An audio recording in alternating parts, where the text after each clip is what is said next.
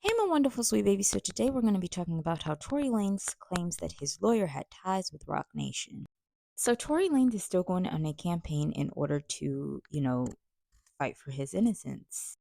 And within that campaign, he's actually been saying that the lawyer that he had during the case actually wasn't, standing up for him. And he found out later that she had ties with RocNation. So he claims that the lawyer is actually a lawyer by day, and by night she actually works in TV and film. The show goes by the name of Reasonable Doubt, and she also has a daughter that actually does backup singing for Beyonce. So on the show Reasonable Doubt, the show pretty much has all the titles of songs that are related to Jay-Z because she's actually a huge fan of Jay-Z. So Tory was using that as his claim that she wasn't really giving her all to him because she had significant ties with Roc Nation. So he thinks that instead of them doing a DNA test on, the pow pow pow, they didn't really do one simply because they were trying to, be paid off by Rogue Nation. After this pretty much all came out, that's when the lawyer actually came out and said, "Hi, I just spoke with attorney Sean Hawley on this Tory Lanez filing, who tells me, quote, I have never had business ties to Roc Nation, and Roc Nation has nothing to do with the television show Reasonable Doubt, which I co host or co produce. Mr. Peterson made these claims over a year ago to the state bar, which rejected them and promptly closed the matter." So here's my thoughts. I seen a lot of different comments in the comment section that made me really, want to do this video even more. So I seen a lot of people saying that, just because she likes Jay-Z doesn't mean that she's going to go out there and, you know, do him dirty because of that whole situation. And just because she wants to, label her show after Jay-Z doesn't mean that she's going to have dealings with him. Well, I feel like that's actually incorrect. I feel like, if Jay-Z got wind of this and, he does have ties with different movie producings and he has different ties with different organizations, I feel like if he learned about these things, he could actually go through and, pull some strings, allegedly. Because honestly, we've heard a lot of things about Jay-Z.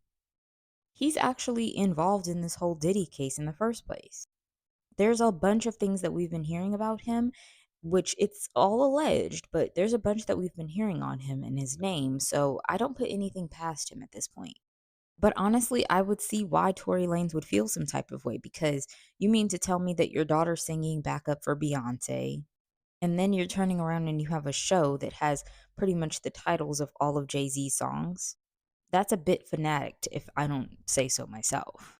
And that shows that you have a lot of ties to that family, regardless of what somebody's saying. And then I seen that one of the content creators, Nick at Night, was saying that she was there um at the press and stuff like that during the court cases, and she was saying that he was represented by somebody else and he needs to just accept accountability. Well, I completely understand that she was there and everything like that, but also at the same time, I feel like, you don't know the lawyer personally and what kind of ties that she has with Jay-Z. Sometimes, honestly, the things that people are saying that seem so wild and outlandish could actually be true. That's why I don't put anything past this industry.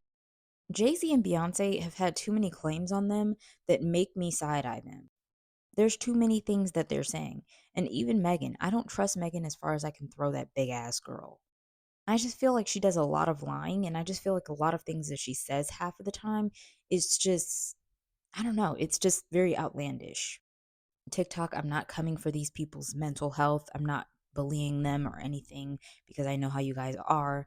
Push my videos, okay? And if they don't, I'll have my YouTube channel up here.